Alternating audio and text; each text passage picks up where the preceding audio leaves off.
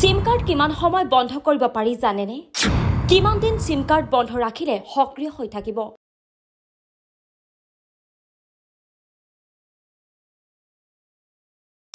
Recharge নোহোৱাকৈ কিমান দিন সক্ৰিয় থাকিব সিম কাৰ্ড?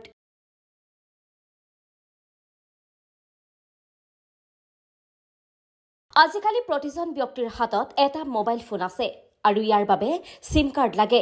আকৌ সেই সিমটো সক্ৰিয় কৰি ৰাখিবলৈ নিয়মিতভাৱে ৰিচাৰ্জ কৰিব লাগে।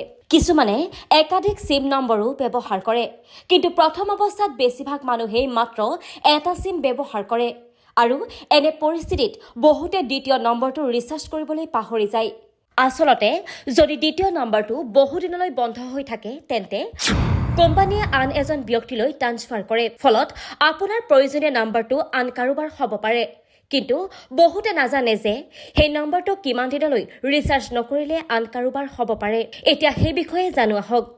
আজিকালি বেছিভাগ মানুহেই ডাবল সিম কাৰ্ড ব্যৱহাৰ কৰে, এটা পৰিয়ালৰ বাবে আৰু আনটো কামৰ বাবে। ইফালে যিসকলে দ্বিতীয়খন সিম কেৱল জৰুৰীকালীন অৱস্থাত ৰাখে আৰু যদি তেওঁলোকে দীৰ্ঘদিন ধৰি ৰিচাৰ্জ নকৰে তেন্তে নম্বৰটো আন এজনলৈ ট্ৰান্সফাৰ কৰা হয়।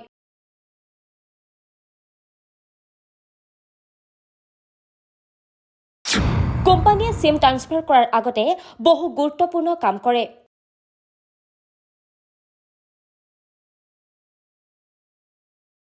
যেতিয়া 60 দিনৰ ভিতৰত কোনেও সিম ৰিচাৰ্জ নকৰে তেতিয়া প্ৰথমে সিম নিষ্ক্ৰিয় হৈ পৰে। এতিয়াও 6 পৰা 9 মাহ সময় দিয়া হয় নম্বৰটো ৰিচাৰ্জ কৰি পুনৰ সক্ৰিয় কৰিবলৈ। ৰিচাৰ্জ কৰাৰ পাছতো যদি কোনোৱে সিম ব্যৱহাৰ নকৰে তেন্তে কোম্পানীয়ে সতৰ্কবাণী জাৰি কৰে। ইয়াৰ পিছত যদি সিম ব্যৱহাৰ নকৰে তেন্তে সিম কোম্পানীয়ে সিমৰ ম্যাদ উকলি যোৱাৰ প্ৰক্ৰিয়া আৰম্ভ কৰে। কেইদিনমানৰ ভিতৰতে সেই নম্বৰটো আন কাৰোবালৈ স্থানান্তৰ কৰা হয় আৰু এই প্ৰক্ৰিয়াত প্ৰায় এবছৰ সময় লাগে, অৰ্থাৎ সিমটো আন এজনলৈ ট্ৰান্সফাৰ কৰিবলৈ এবছৰমান সময় লাগে।